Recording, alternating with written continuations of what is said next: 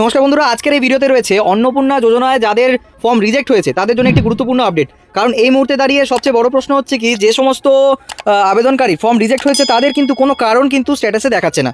অতএব দেখুন, পরিষ্কার কথা বলে রাখি, সেটা হলো যে গত 3 তারিখে রাতের দিকে অনেকে নিজের মোবাইল নাম্বার দিয়ে লগ ইন করে অন্নপূর্ণা ভান্ডারের আবেদন স্ট্যাটাস চেক করেছিলেন। পোর্টালে বিভিন্ন স্ট্যাটাস দেখাচ্ছিল, যেমন অ্যাপ্রুভ দেখাচ্ছিল, আন্ডার প্রসেস দেখাচ্ছিল, পেমেন্ট আন্ডার প্রসেস দেখাচ্ছিল বা রিজেক্টেড দেখাচ্ছিল।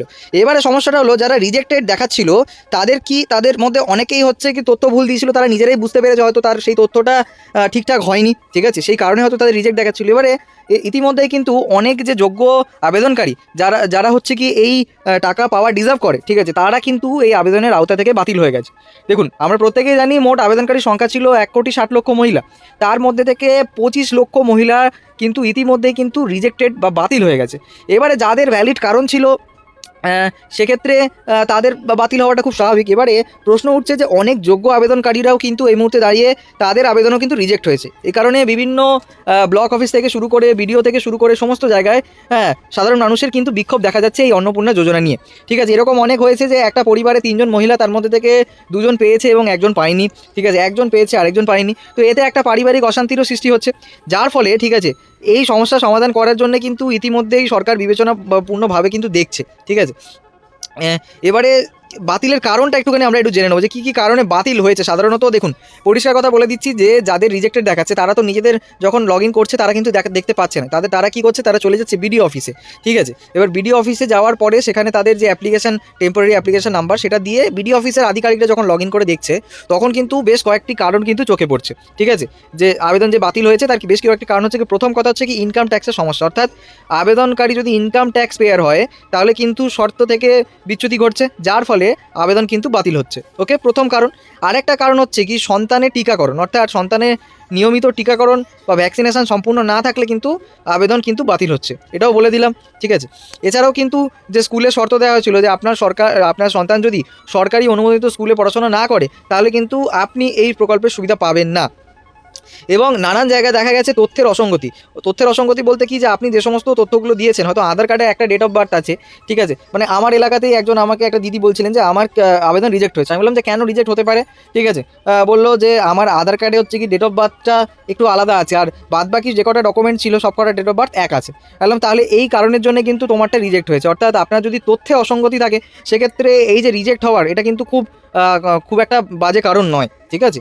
এবারে দেখুন, একটা বড় সমস্যা হচ্ছে কি যারা যোগ্য তারা জানতে চাইছেন যে তাদের কেন, কারণ অনেকের ক্ষেত্রে এই কয়েকটা কারণ কিন্তু শো করছে, কিন্তু অনেকের ক্ষেত্রে কিন্তু ঠিক আছে NA শো করছে। অর্থাৎ সবচেয়ে বড় সমস্যা হলো অনেক আবেদনকারী সব শর্ত পূরণ করার পরেও আবেদন রিজেক্ট হয়েছে। বিডিও অফিসে লগ ইনেই রিজেক্টের কারণ হিসাবে NA অর্থাৎ নট অ্যাপ্লিকেবল দেখাচ্ছে। তো এই সমস্যাটার জন্যই কিন্তু অনেক বিক্ষোভ চারিদিকে কিন্তু দেখতে পাওয়া যাচ্ছে। এই সমস্যাটার সমাধান হওয়া উচিত, ঠিক আছে। ইতিমধ্যেই বিডিও অফিসে আবেদনকারীর কাছ থেকে পুনরায় যাচাইয়ের জন্য নথি গ্রহণ করা শুরু হয়ে গেছে। অর্থাৎ আপনার যে লোকাল বিডিও বা পঞ্চায়েত, সেখানের অফিসে কিন্তু ইতিমধ্যেই ঠিক আছে যত যে আপনার অ্যাপ্লিকেশন রিলেটেড যা কিছু তথ্য সেগুলো কিন্তু শুরু হয়ে গেছে।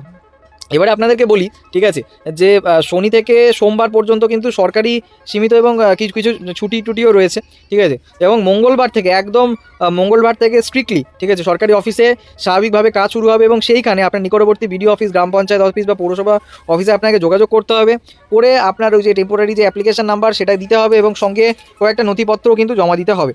তারপরে সরকারি আধিকারিকরা এটাকে পুনরায় হচ্ছে কি ভেরিফিকেশনের জন্য পাঠাবেন, ঠিক আছে, কারণ জেনে তারপরে পুনরায় ভেরিফিকেশনের জন্য পাঠাবেন, ঠিক আছে, সমস্ত নথি জমা দেওয়ার পরে। এবারে বিষয়টা হচ্ছে কি, আপনি যখন বিডিও অফিসে যাবেন তাহলে আপনি কী ডকুমেন্টস নিয়ে যাবেন, ঠিক আছে।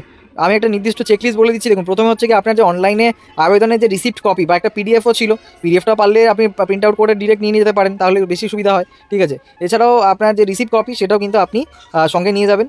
আরও নিয়ে যাবেন আপনার আধার কার্ড, প্রয়োজন হলে অন্যান্য প্রাসঙ্গিক যে সমস্ত নথিপত্রগুলো, যেমন স্কুলের সার্টিফিকেট, ঠিক আছে, না যে টিকা যে হয় তার যে কার্ড, সেগুলো কিন্তু নিয়ে যাবেন। যদি আপনার দেখুন, পরিষ্কার কথা, আপনি প্রথমে যাবেন, গিয়ে চেক করবেন যে আপনি রিজেক্টেড। আপনি জানেন এখানেই জেনে নিয়েছেন আপনার রিজেক্টেড দেখাচ্ছে, এই কারণে আপনার 3 তারিখের মধ্যে টাকাটা আসেনি, ঠিক আছে।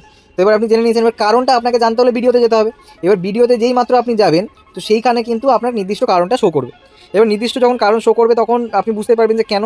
এবার আপনার যদি না দেখায় তাহলে কিন্তু আপনাকে যত প্রয়োজনীয় যত নথিপত্র আছে, স্কুল সার্টিফিকেট থেকে শুরু করে টিকার কার্ড থেকে শুরু করে সমস্ত কিছু কিন্তু নিয়ে যাবেন, ক্যারি করবেন, ঠিক আছে, তাহলেই কিন্তু আপনার তাহলে ওইখানে আপনার যে অ্যাপ্লিকেশনটা যেটা রিজেক্ট হয়েছে সেটা কিন্তু আপনার আন্ডার ইনকোয়ারিতে আবার পাঠানো হবে। ঠিক আছে, ঠিক আছে, ভেরিফিকেশনের জন্য পুনরায় আরও একবার পাঠাতে হবে। ঠিক আছে, তো এবার বিষয়টা হচ্ছে কি সরকারের নতুন সিদ্ধান্ত যেটা সেটা হলো ম্যানুয়াল ভেরিফিকেশন, অর্থাৎ যাদের আবেদন রিজেক্ট হয়েছে তাদের তথ্য এবার শুধুমাত্র সিস্টেম বা এআই এর মাধ্যমে কিন্তু যাচাই করা হবে না, প্রশাসনের আধিকারিকরা নিজেরা যাচাই করবেন, অর্থাৎ ম্যানুয়ালি যাচাই করবেন।